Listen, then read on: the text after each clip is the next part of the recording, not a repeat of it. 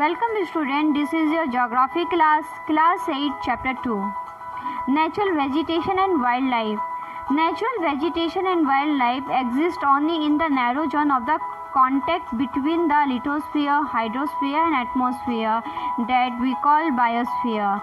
In the biosphere, living beings are interrelated and interdependent on each other for survival. This life supporting system is known as ecosystem. Vegetation and wildlife are valuable resources. Plants provided with timber give shelter to animals, produce oxygen we breathe, protect soil so essential for growing crops, act as shelter belt and help in storage of underground water, give us fruit, nuts, latex, turpentine oil, gum, medical plants and also the paper that is so essential for our studies. There are innumerable uses of plants and you can add some more.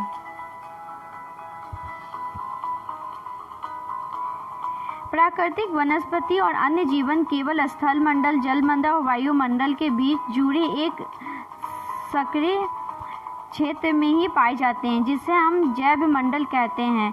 जैव मंडल में सभी जीवित जातियां जीवित रहने के लिए एक दूसरे पर परस्पर संबंधित और निर्भर रहती है। इस जीवन आधारित तंत्र को परितंत्र कहते हैं। वनस्पति और वन्य जीवन बहुमूल्य संसाधन हैं। पौधे हमें इमारती लकड़ी देते हैं, प्राणियों को आश्रय देते हैं, ऑक्सीजन उत्पन्न करते हैं जिनमें हम सांस लेते हैं, फसलों को उगाने के लिए आवश्यक मृदा की सुरक्षा करते हैं, रक्षक मेखला के रूप में कार्य करते हैं, भूमिगत जल के संग्रह में सहायता करते हैं, हमें फल, लेटेक्स, तारपीन का तेल, गोंद, औषधि, पौधे और कागज प्रदान करते हैं जो आपके अध्ययन के लिए अत्यधिक आवश्यक हैं। पौधे के असंख्य उपयोग हैं, उनमें आप कुछ और भी जोड़ सकते हैं। Wildlife includes animals, birds, insects as well as the aquatic life forms. They provide us milk, meat, hides and wools. Insects like bees provide us honey, help in pollination of flower and have an important role to play as decomposers in the ecosystem.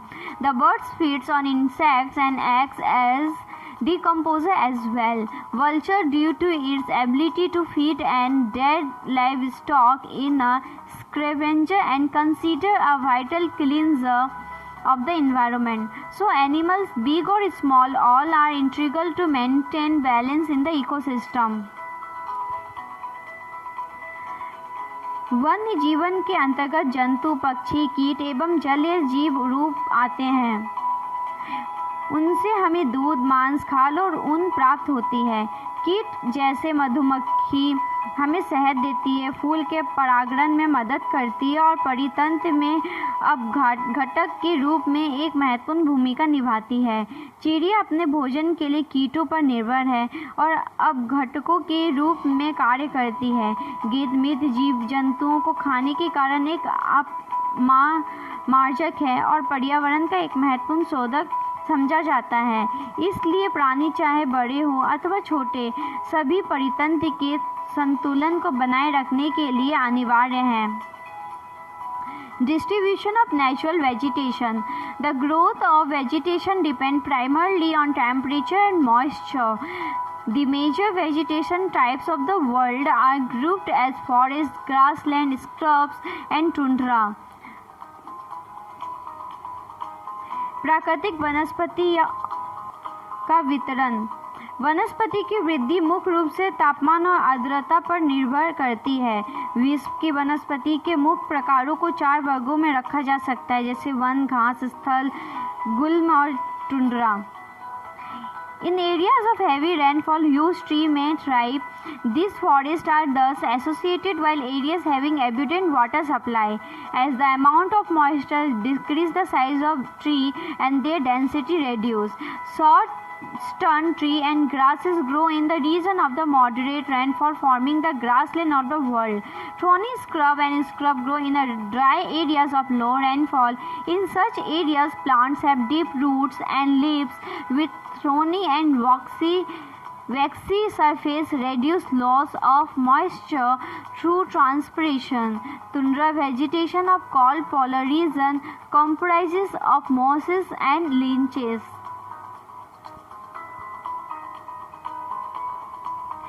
भारी वर्षा वाले क्षेत्रों में विशाल वृक्ष उग सकते हैं। इस प्रकार वन प्रचुर जल आपूर्ति वाले क्षेत्रों में ही पाए जाते हैं। जैसे जैसे आर्द्रता कम होती है वैसे वैसे वृक्षों का आकार और उनकी घनता कम हो जाती है।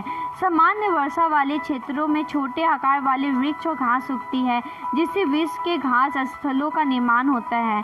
कम वर्षा वाले शुष्क प्रदेशों में कटीली झाड़ियाँ एवं गुल्म उगते हैं। इस प्रकार के क्षेत्रों में पौधों की जड़ें गहरी होती हैं। वर्षोजन से होने वाली आर्द्रता की हानि को घटाने के लिए इन पेड़ों की पत्तियां कांटेदार और मोमित सतह वाली होती हैं। शीत ध्रुवीय प्रदेशों की तुंड्रा वनस्पति में मांस और लाइकेन सम्मिलित हैं। Forests are broadly classified as evergreen and deciduous depending on when they shed their leaves. Evergreen forests do not shed their leaves simultaneously in any season of the year. Deciduous forests shed their leaves in a particular season to conserve loss of moisture through transpiration. Both types of forests are further classified as tropical or temperate based on their location in different latitudes. You can learn in detail about the various forest types, their distribution and the associated animal life in the previous classes. Today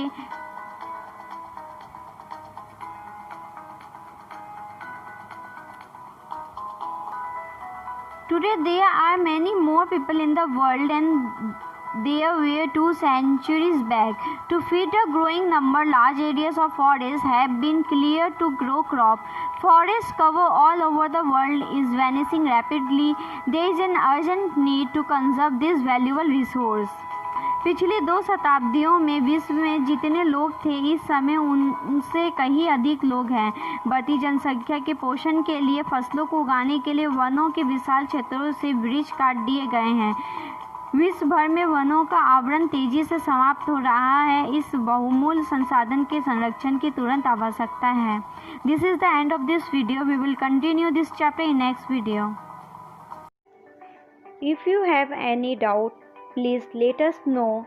We will try to clear your doubts in another video. अगर आपको कोई संदेह है तो कृपया करके हमें बताइए। हम अगले वीडियो में आपके संदेह को दूर करने का प्रयास करेंगे।